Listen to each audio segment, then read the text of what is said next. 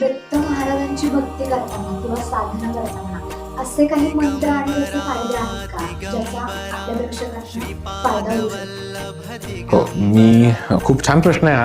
आणि यामध्ये बघा, श्री गुरुदेव दत्त हा एक मंत्र आहे. हा प्रचलित आहे आणि लोकांना माहित आहे. याचा जपही करू शकतो आपण, याचं भजनही होतं. अजून दिगंबरा दिगंबरा श्रीपाद वल्लभ दिगंबरा हे सगळ्यांनाच माहित आहे. या भजनाचे किंवा हा मंत्र जो आहे याची जर आपण अक्षरं मोजली तर ही टोटल आहेत 18. तर या मंत्रामार्फत आपण हे जेवढ्या वेळा म्हणू त्याने आपल्याला 18 पुराणांचं पुण्य मिळतं.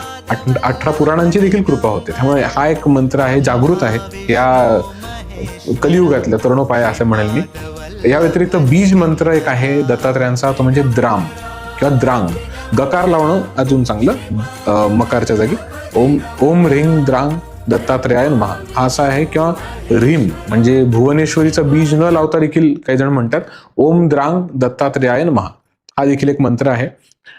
याचे देखील अनेक फायदे आहेत. म्हणजे ओव्हरऑल असं काही मी म्हणणार नाही की याचा एकच फायदा आहे.